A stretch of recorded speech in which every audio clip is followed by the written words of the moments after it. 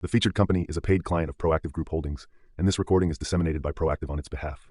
It's hard to appreciate scale and scope with just numbers, but we were talking about it earlier. It's the equivalent that the block size there. We speak in terms of blocks in the oil business. It's an acreage.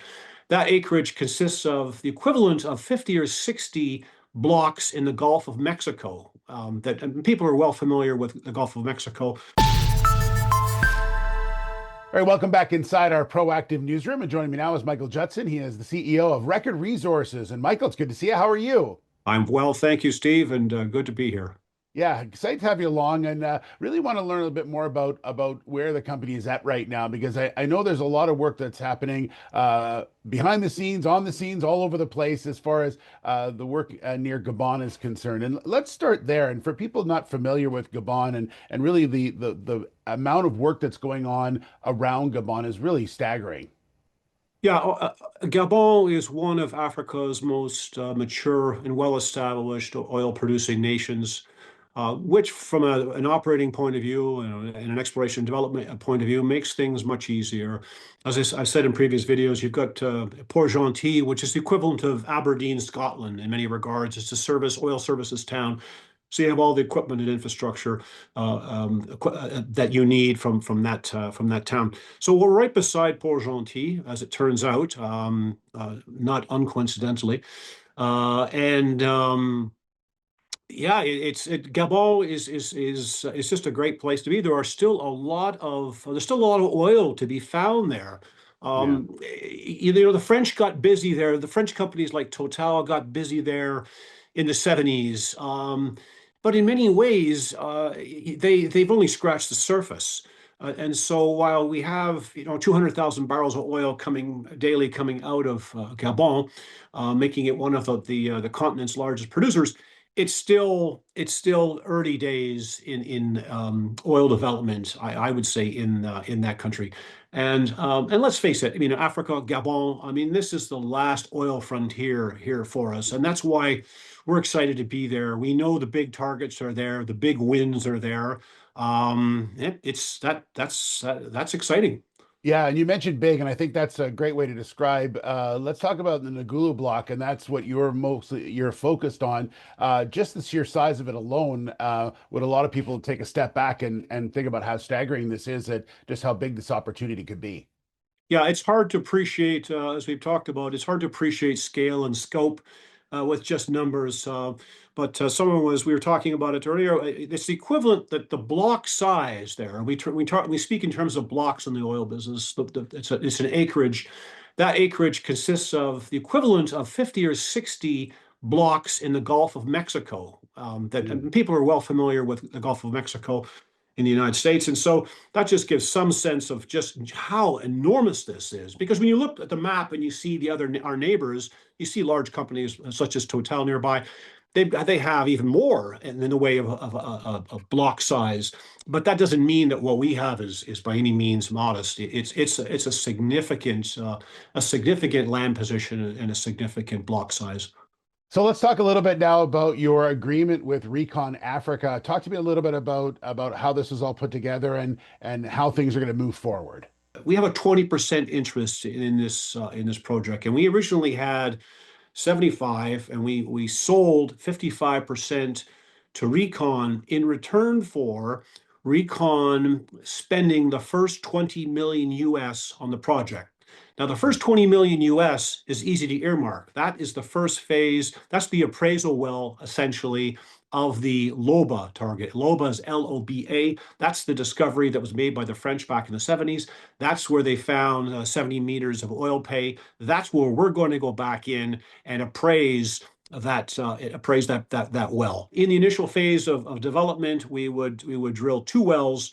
Those 2 wells would put us on at 10,000 barrels a day of production. Within a couple of years, it could be as much as 20,000 barrels a day. We're working right now with Recon on reprocessing 3D seismic. 3D seismic is vital to this business, as anybody in the oil business understands, and we have a lot of it. The French shot a lot of 2D and ultimately 3D seismic there. Michael, just so on that, so if you guys were to do that kind of work today, that seismic work, what kind of dollar figure are we talking about? Okay, so they spent historically US 20 million on the seismic data procurement. Today, in today's, that's from the 70s. So in today's dollars, that's effectively closer to 50 million US. And so we're having a great time, pouring through all this juicy stuff that's been sitting there for years untouched, waiting for us. The government was part of the deal with the government. They gave us access to this data as part of the deal, and Mhm. so there's more value, again to Recon and to us in the company's valuations, because that if we had to go out and do that work tomorrow, well, we'd be spending 20 million US to shoot the seismic. Yeah. So I don't know if I Yeah. answered your. Did I answer your question? I Yeah, went. Oh, it yeah. was great. Yeah, I mean, there's obviously lots of opportunity. So let's take a step forward now, and obviously work is going to happen on that test well as you mentioned. But so and then afterwards things can rapidly increase if you Yeah. hope what you have there. That's what I think people need to understand is this isn't a we do one this year and we'll see you next year. There's a lot of stuff that happens once that's done that really starts to get things moving quickly. Oh no, no, you're right, and that's the again part of the magic of this opportunity as well, and I think investors know this. I mean, this is quick to production. We can be in production in as quickly as 12 months, and so that and that in the oil business, the offshore oil business is remarkable, and that's because again of all the historical work that was done there. The number that the team is using, the target the team is using is 20,000 barrels. We think within short order, what do we call short order? I don't know, 2 years, 3 years, 2 years. Call it 2 years. We could be up at 20,000 barrels of oil production per day. And beyond all that, there are 28 prospects that haven't been even looked at yet on the block. There are discoveries nearby. Alain Mizel and I, who was our president, we had found essentially the Balbier Southwest target, and that's just north of where we are at Nagulu. Alain and I identified it back in 17. We were trying to put something together there and through another company. So that's we're in the epicenter of Yeah. Gabonese hydrocarbon production, and most of it's oil, and we're right, as I said, right in the heart of it.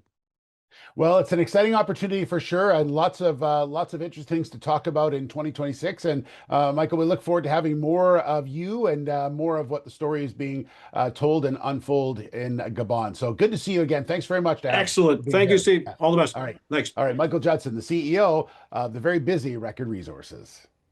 The featured company is a paid client of Proactive Group Holdings, and this recording is disseminated by Proactive on its behalf.